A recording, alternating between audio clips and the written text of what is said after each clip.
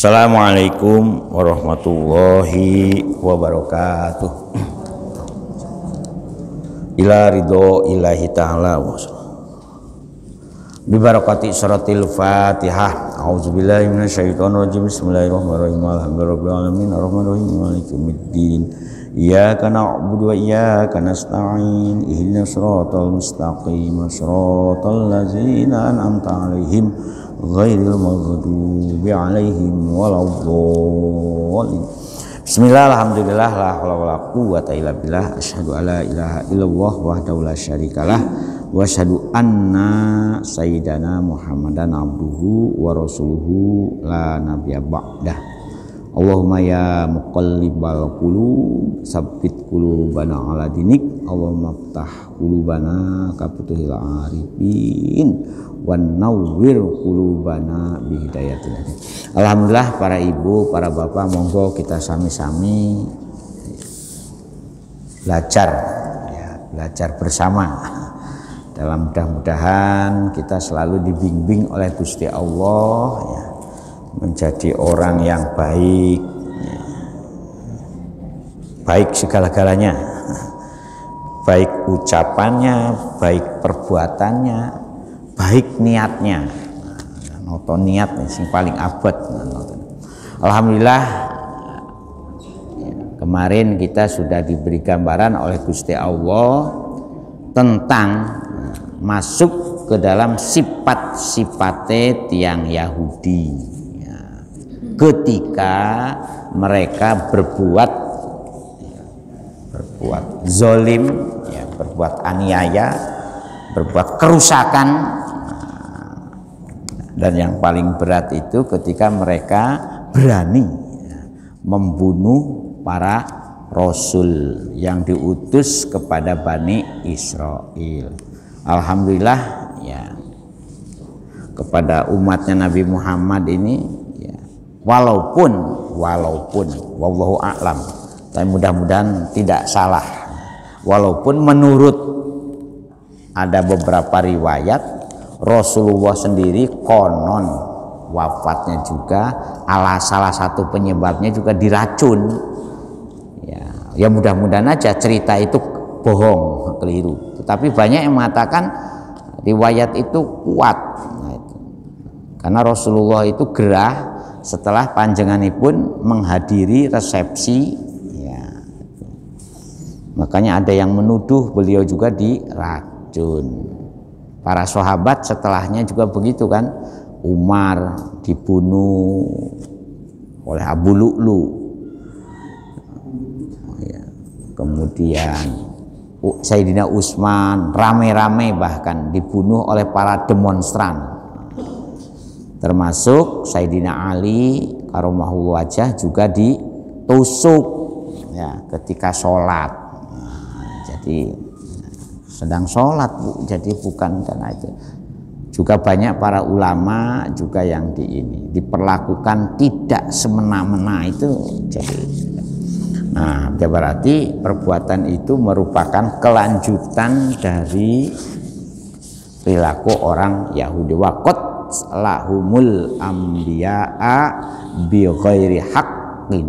Nah, tetapi Gusti Allah ngancam pada siapapun yang berani melakukan perbuatan jahat ya, zuku adabal hariq.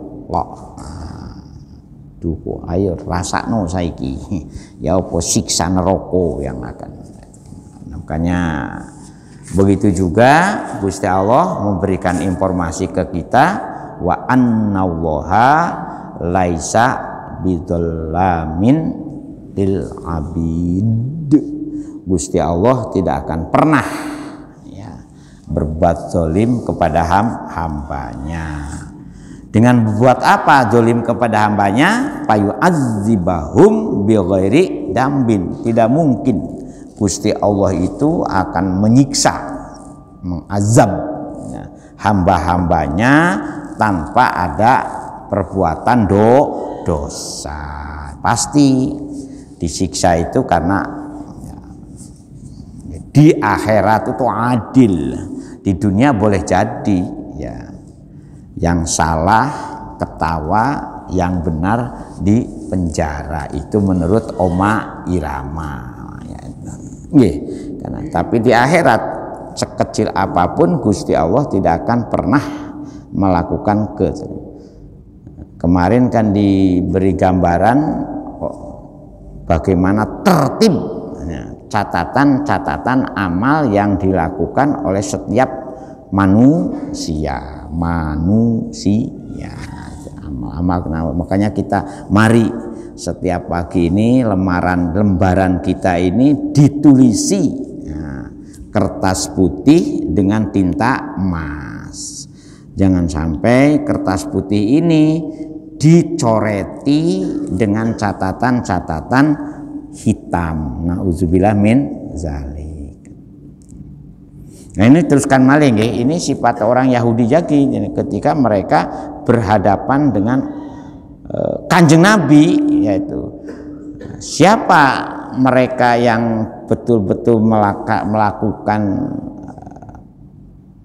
zuku azabal hariq, yaitu alladina tegese utawi tiang-tiang. Nah karena ini untuk orang yang berlaku jahat ya jangan tiang,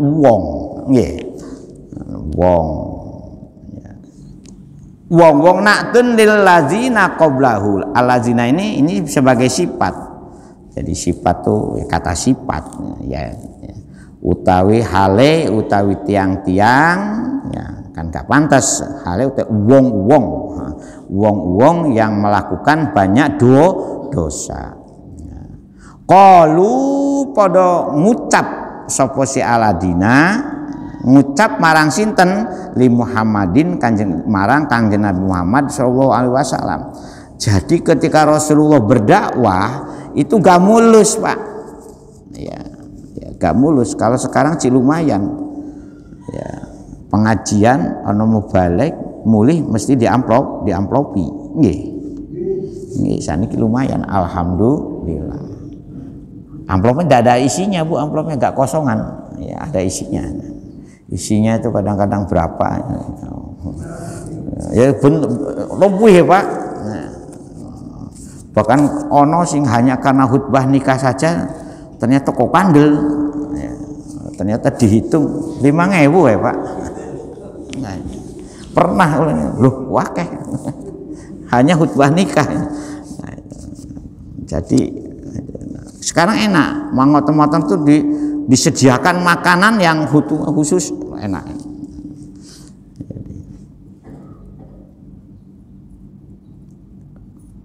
Nah itu kalau sekarang. Kalau zaman Rasul itu berdakwah dan dilempari batu, kotoran, bahkan ini dikata-katain. Bahasa sekarang kita ini istilahnya orang-orang yang diajak beriman oleh Rasulullah, khususnya orang Yahudi Bani Israel, justru ngata-ngatain kepada Kanjeng qalu innallaha setuhune uta Gusti Allah iku ahida ilaina.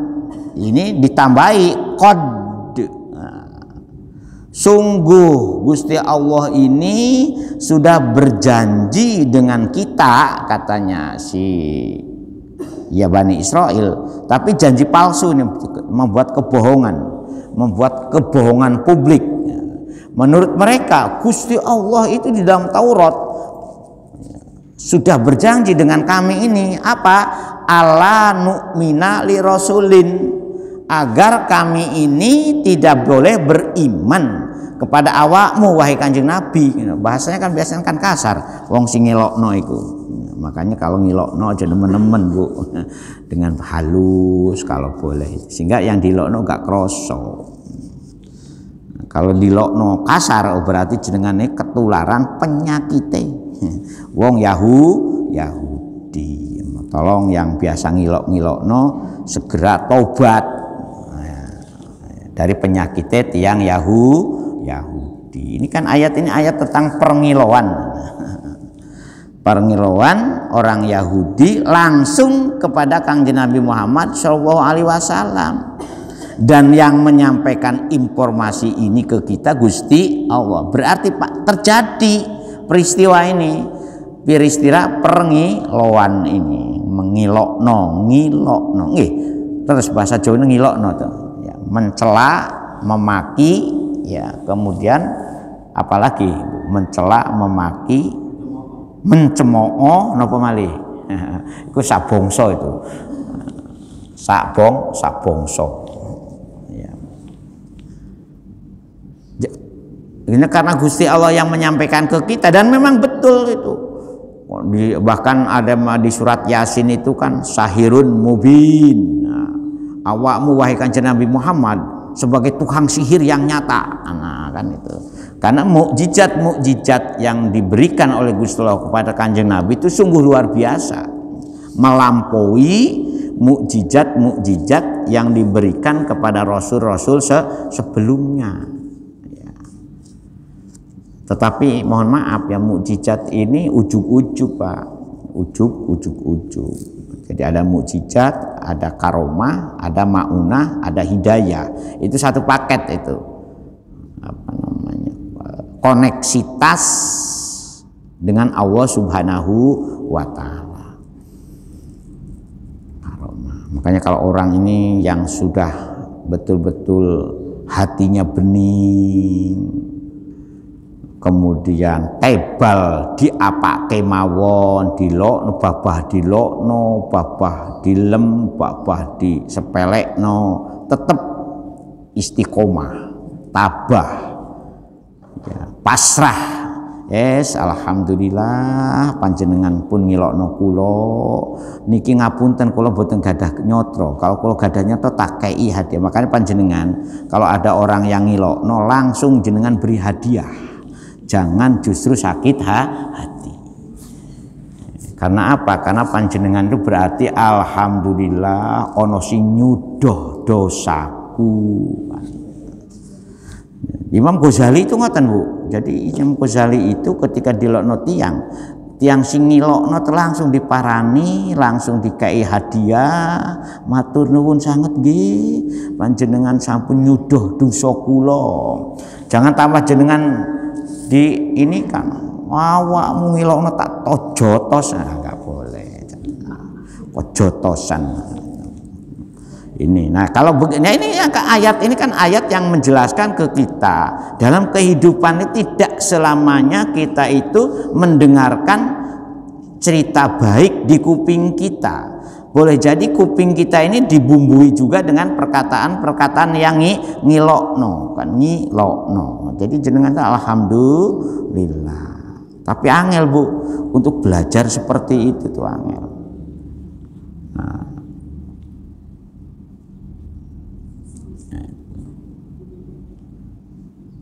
ala nu'minu li rasulin. Saya ini katanya orang-orang Yahudi diperintah di dalam kitab suci saya itu bahwa tidak boleh beriman kepada panjenengan.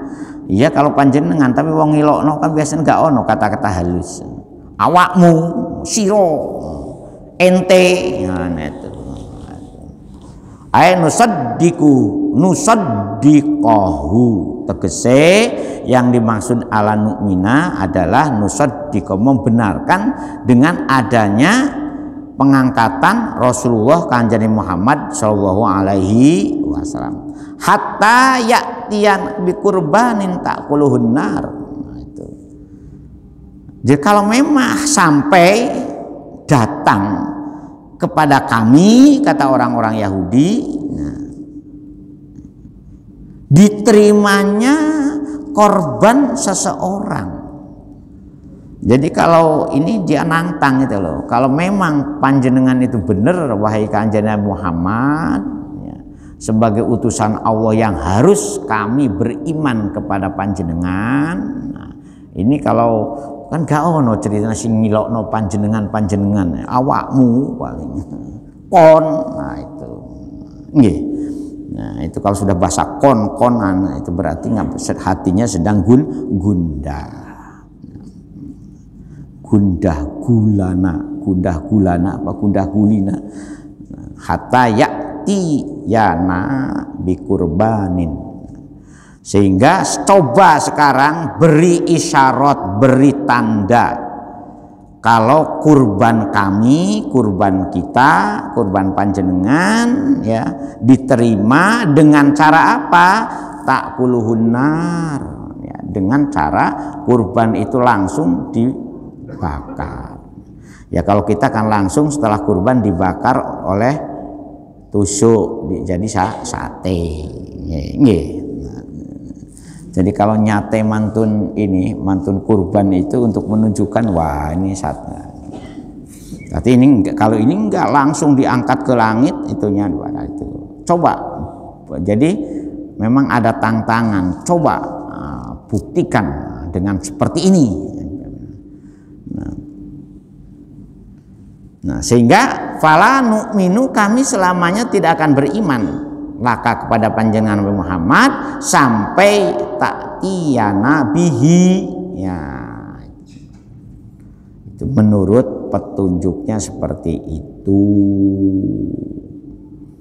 Nah, tapi gulir dilalah kersane Gusti Allah ya, pernah juga terjadi apa yang ditantangkan oleh orang Bani Israel kepada Kanjeng Nabi ini konon menurut hadis itu terjadi beneran. Apa yang diapakan itu sebagai wujud mukjizat.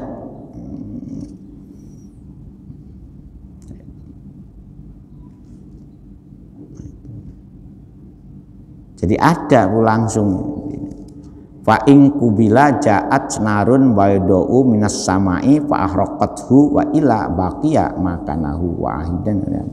Ini konon jadi Rasulullah itu walaupun ini tantangan tapi menurut beberapa riwayat memang tantangan ini terbukti ada di tapi sayang walaupun seperti itu tetap ya tidak mau beriman karena pada hakikatnya gak ono, bahkan justru di dalam Taurat ini dijelaskan kalau nanti akan lahir seorang utusan untuk membimbing umat manusia siapapun min ba'di bi satir rasul ila yaumil qiyamah. Jadi Rasulullah Kanjeng Muhammad itu diutus semenjak usia 40 tahun itu diangkat. Jadi usia 40 tahun kan beliau diangkat menjadi rasul itu. Pertama jadi nabi dulu, Bu. Jadi nabi ya. Nah, ketika jadi nabi, beliau belum mendapat perintah untuk ngejak bagaimana dan untuk memproklamirkan diri ya sebagai utusan Allah. Menurut riwayat akan setelah ada ayat pasda bima tu'maru wa arid anil musyrikin, baru beliau memproklamirkan diri bahwa aku iki oleh tugas saka Gusti Allah untuk menunjukkan beriman kepada Allah Subhanahu wa Ta'ala yang benar-benar Allah gitu loh. Sebab kata Allah itu sebelum Kanjeng Nabi Muhammad sudah biasa didengar juga oleh Bani Israel, oleh Yahudi, oleh Nasrani, orang-orang jahiliyah. Jadi sudah akrab. Wong ayahnya Rasulullah aja namanya Abdullah. Jadi sudah kata Allah itu sudah akrab, didengar. Cuman untuk bisa membuktikan Allah yang la ilaha illallah, nah Rasulullah punya tugas membimbing. Ya apa supaya kamu kenal dengan alimul ghaibi la yudhiruhu ala ghaibihi ahadan illa manirtabo min rasulin, dalam surat Al-Jin ayat 26. Beliau itu memperkenalkan jadi bedanya Allah yang sudah diperkenalkan oleh Rasul dengan kata Allah yang beredar di tengah-tengah masyarakat waktu itunya di situ. Itunya itu.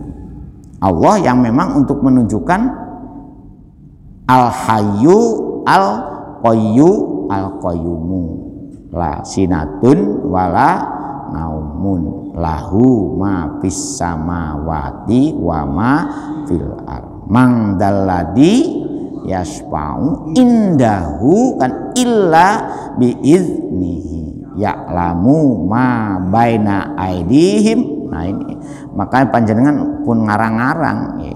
Gusti Allah tuh pirsa apapun yang kita lakukan, apapun yang kita sembunyikan, ya baik. Dan kanan, kiri, belakang, depan, jero, jobo, jero. Konon jadi tantangan dari Bani Israel seperti ini betul sebagai, makanya dijelaskan oleh ayat setelahnya kul. Makanya Kanjeng Nabi saiki panjenengan ngendiko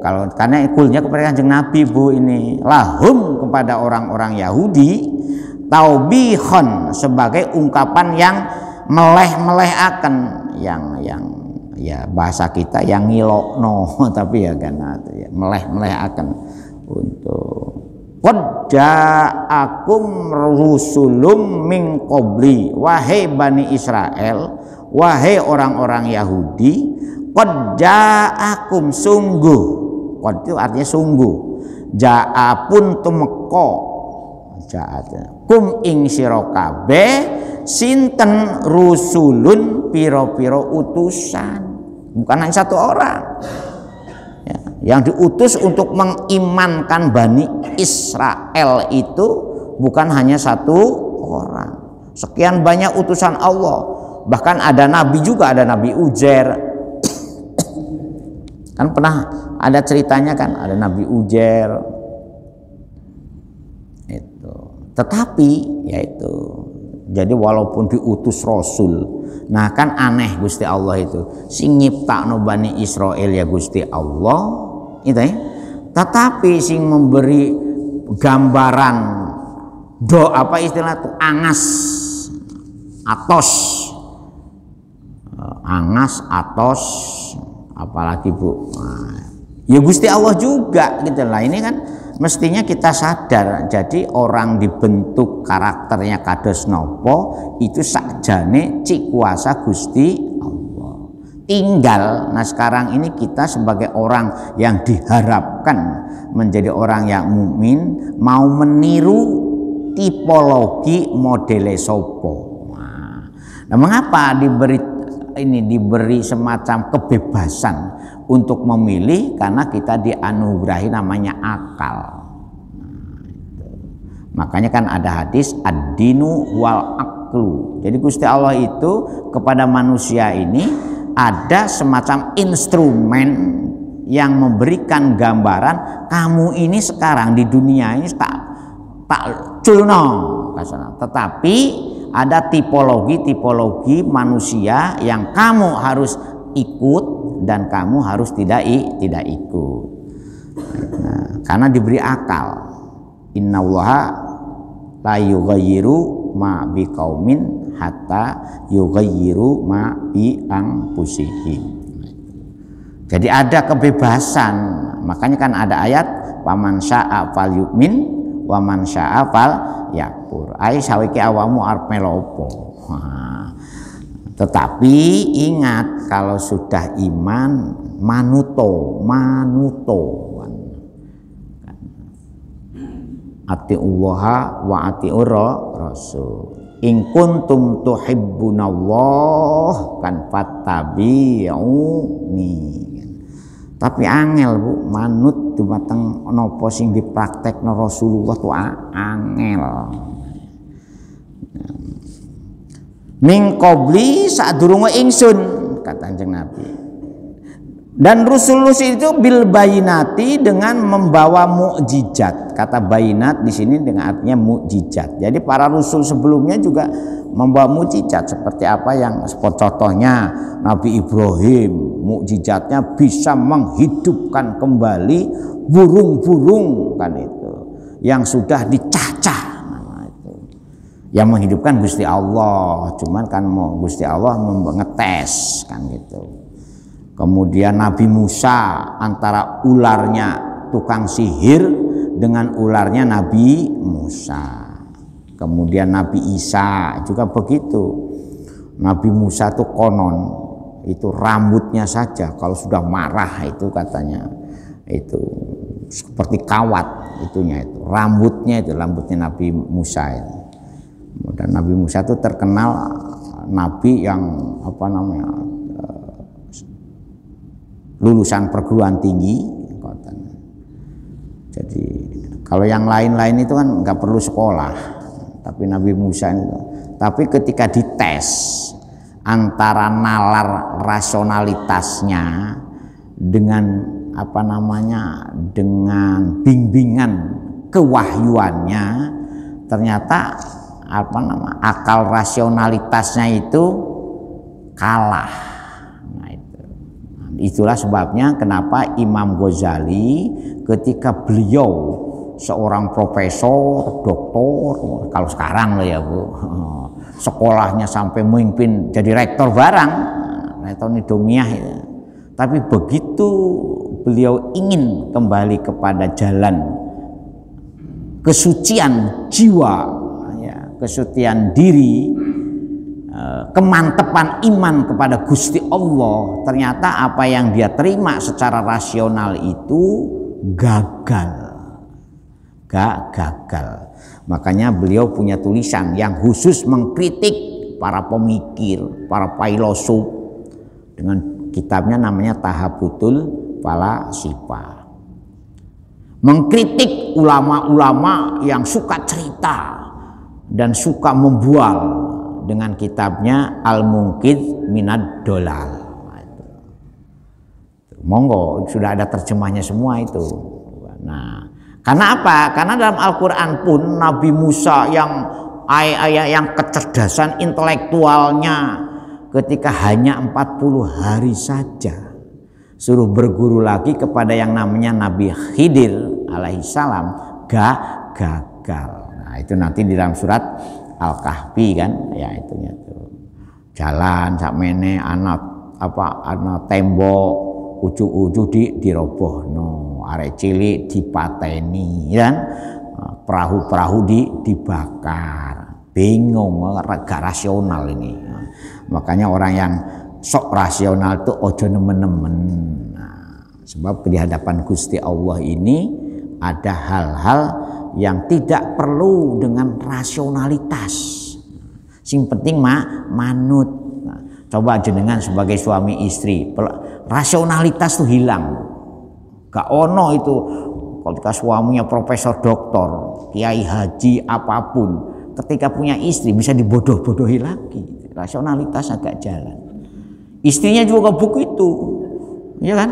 Istrinya hebat model apapun, ketika oleh suaminya disentak aja langsung mengkurat. Nggih, mengkurat wah. Tapi ada juga yang hebat melawan. Awakmu wani-wani nyentak nang aku. Oleh karena itu rasionalitas dalam rumah tangga itu ojo nemen-nemen, gak kanggo. Jenengan memberi suami memberi istri perhitungan rasionalitas, gak ono ceritane. Oh ya itu. Pas gak punya duit, gak ngawei ya apa. Makanya jangan sok rasionalitas dalam urusan suami sih udah kan. Makanya cinta inilah yang harus kita rawat, ya. Cinta itu harus kita rawat, birauhillah, kan. Bagaimana kita cinta dengan bimbingan rahmat Allah Subhanahu wa Ta'ala. Sebab hati-hati, bumbunya cinta itu cemburu dan benci.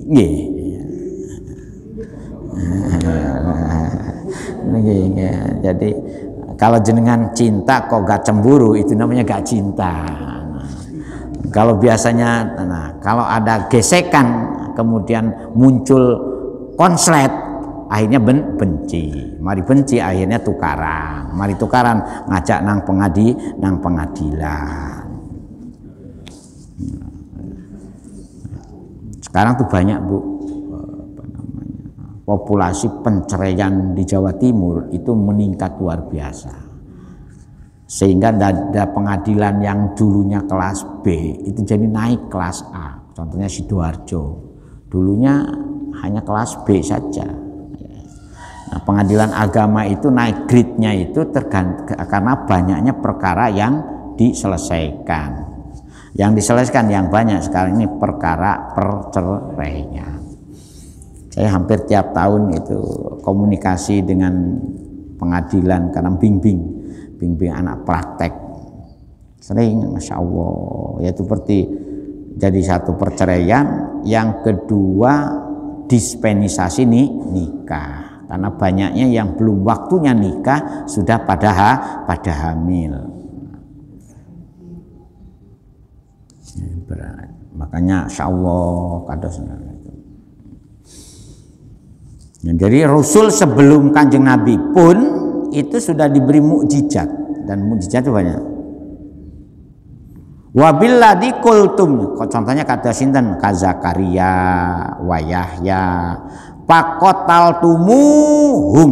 Kemudian orang-orang Yahudi itu, orang Bani Israel itu podo membunuh ya rasul-rasul yang diutus kepada mereka.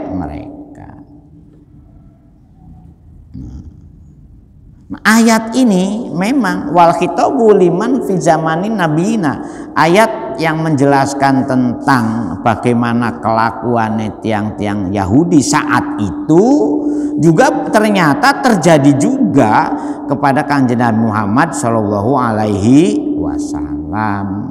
Makanya ayat ini ditunjukkan kepada orang-orang Yahudi saat itu dan orang Nasrani saat itu yang disuruh beriman. Jadi Kanjeng Nabi itu ya tantangannya luar biasa. Disuruh mengingatkan orang Bani Israel yang katanya dulu mereka sudah beragama. Jadi Yahudi dan Nasrani sudah beragama, itu nama agama itu loh, dan punya rasul. Begitu juga disuruh ngajak beriman orang yang animisme, dinamisme. Orang jahiliyah itu kalau bahasa kitanya dulu imannya tuh animisme dan dinamisme. Percaya nang kleni, percaya nang barang-barang apa namanya dianggap sakral itu. Di samping juga orang-orang musyrik. Kalau orang-orang musyrik itu yang mengkloning Gus Tuhannya itu dikloningnya. Ada Tuhannya disamakan dengan ini, disamakan dengan itu, patung. Makanya kan Nabi ada yang terkenal dengan istilah patung Laza dan itu kan sampai diceritakan ada patung Uta dan Laza. Mereka membunuh yaitu para nabinya.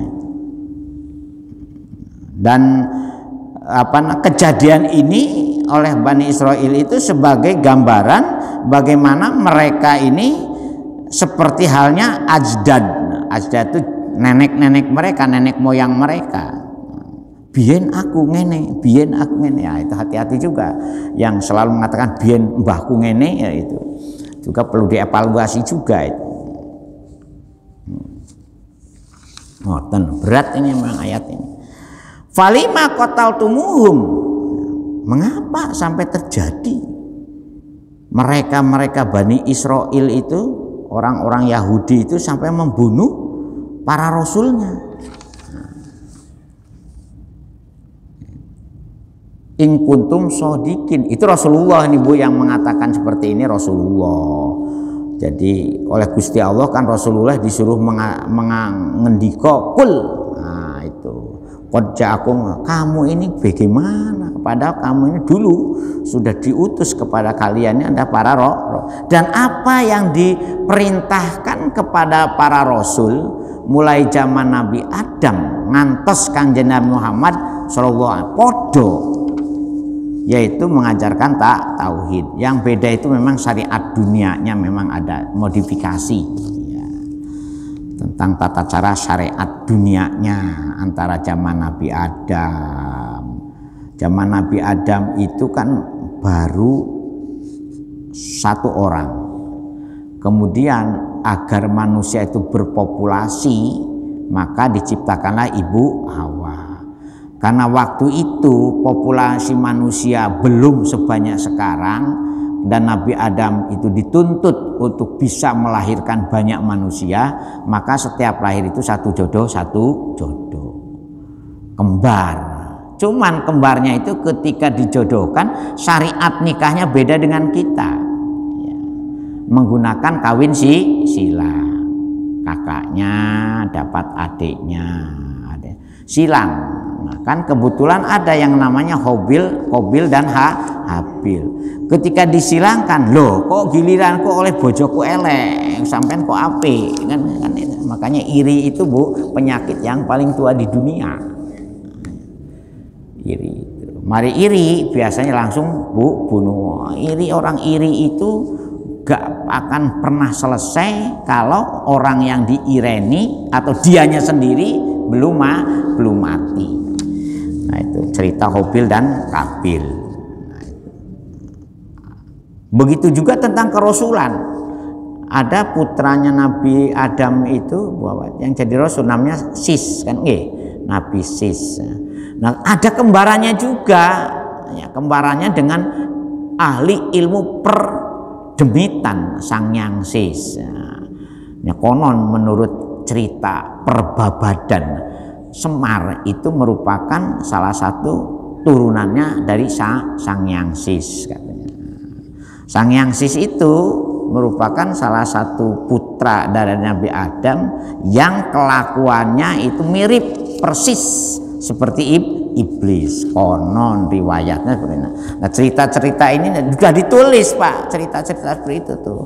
Jadi, perkara benar tidaknya wallahu a'lam. Karena untuk meneliti sejarah itu gak gampang.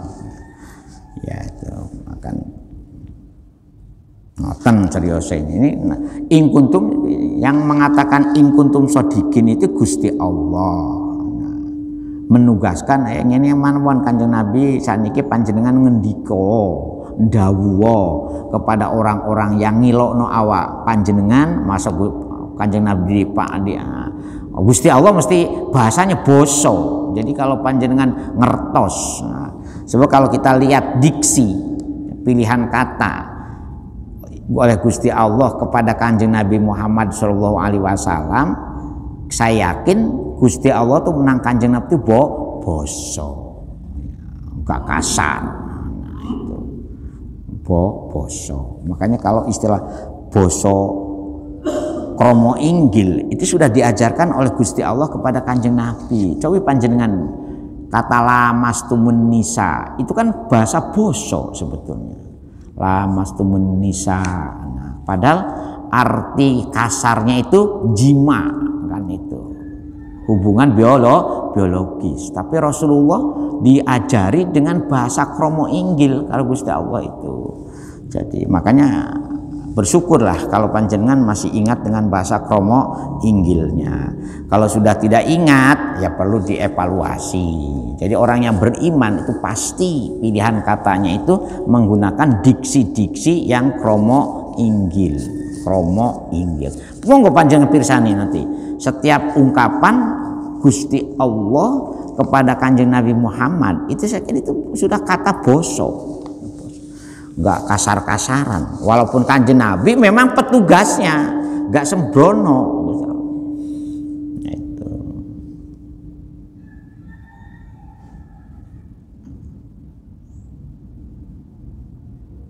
ngoten serius nggih.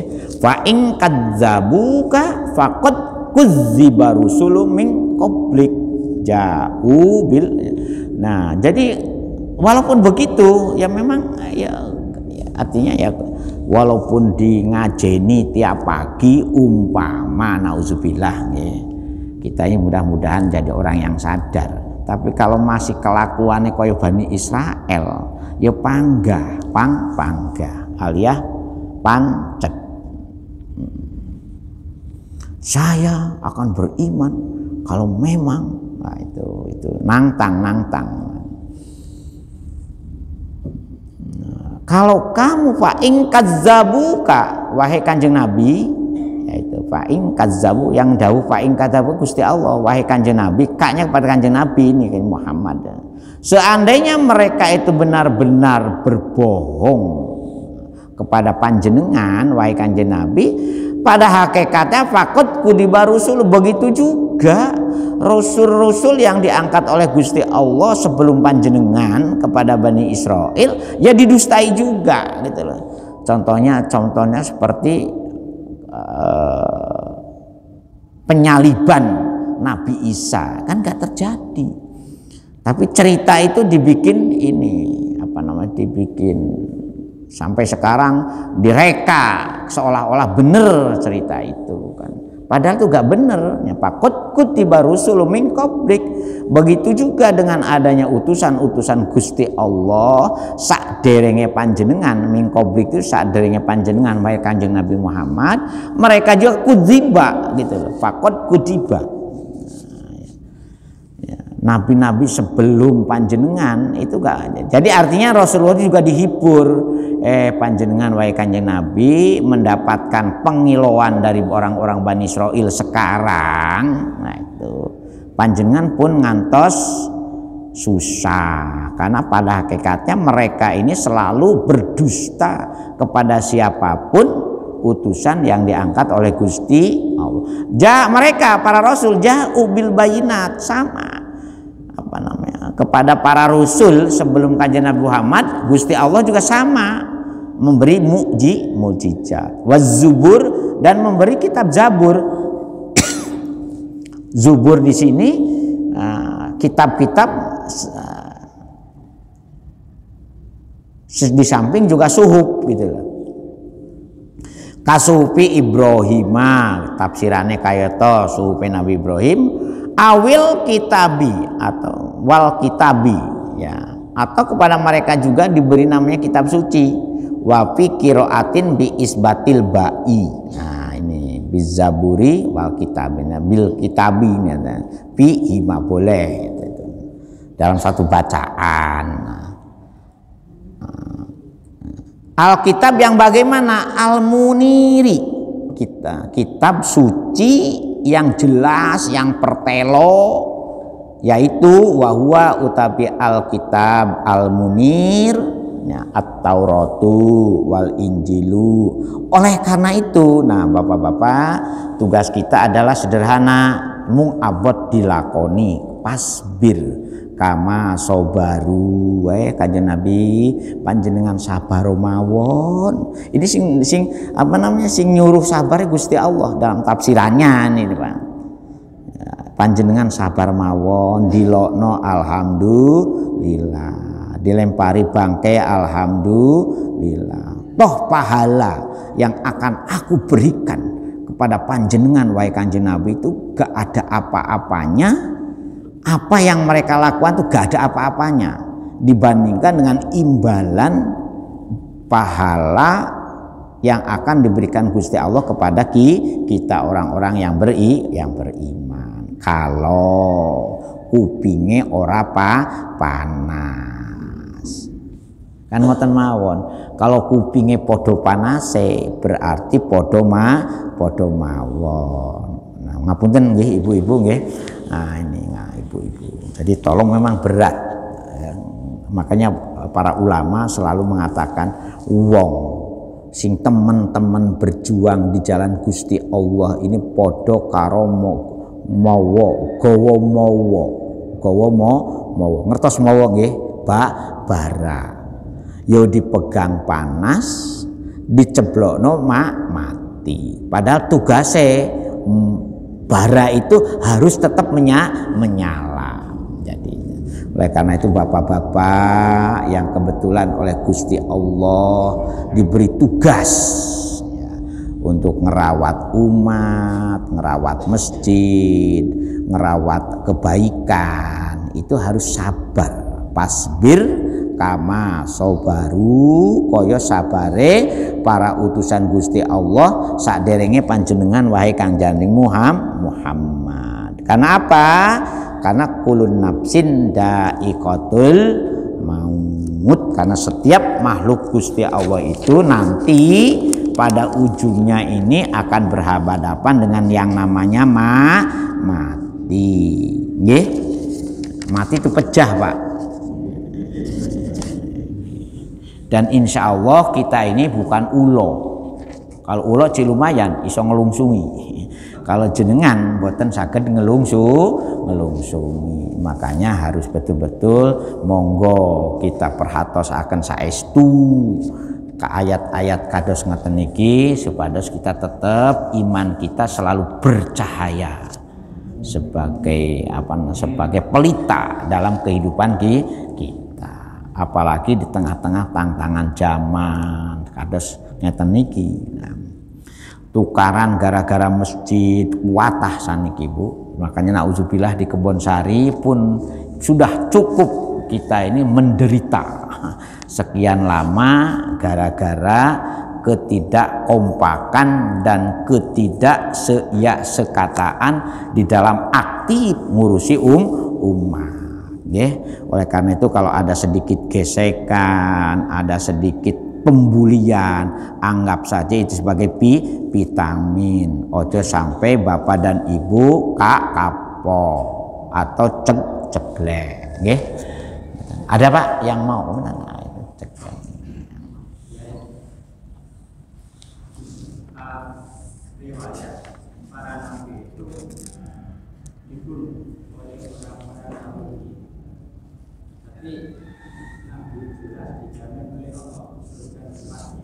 Nggih.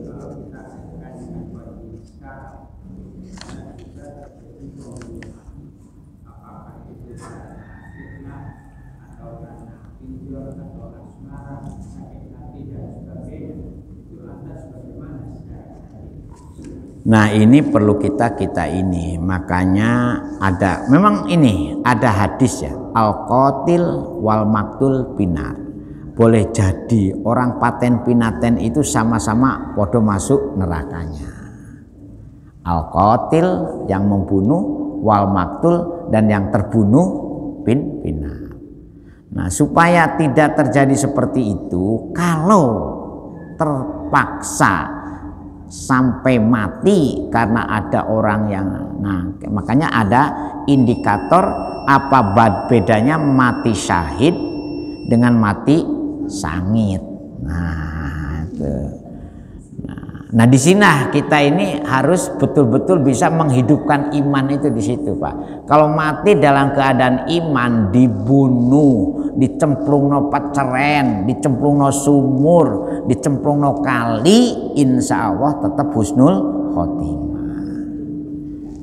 Nah di sini nanti dalam teori perang di belakang nanti kita di surat Al-Anfal dan surat At-Taubah. Nah ini nanti ada semacam indikator bagaimana orang itu yang matinya sangit dan bagaimana orang itu yang matinya syahid.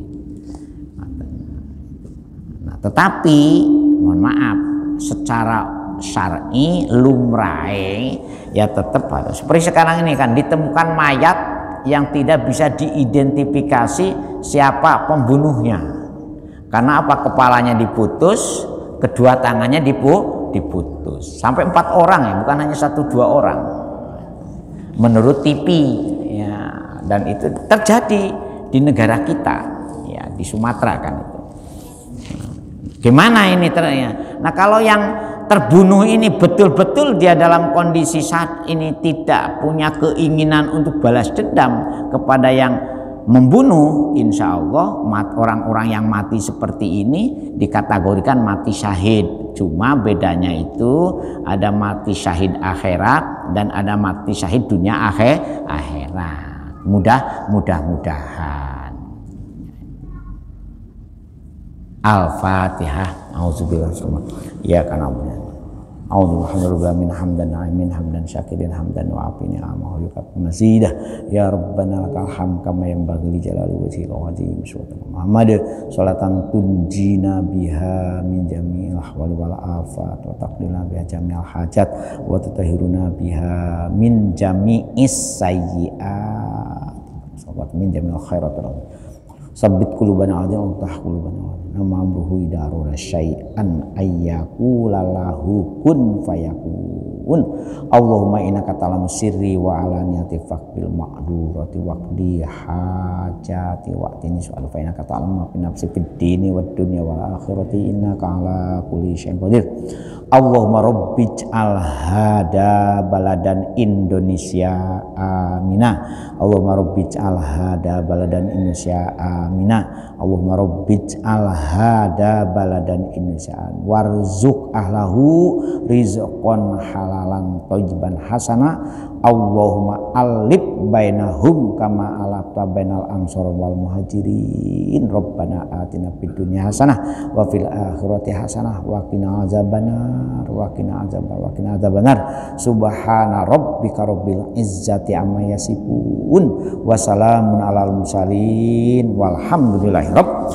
Sekurang dan sungguh pangapunten. Ihdinas siratal mustaqim. Assalamualaikum warahmatullahi wabarakatuh. Astaghfirullah rabbal baraya, astaghfirullah minal khataya, rabbi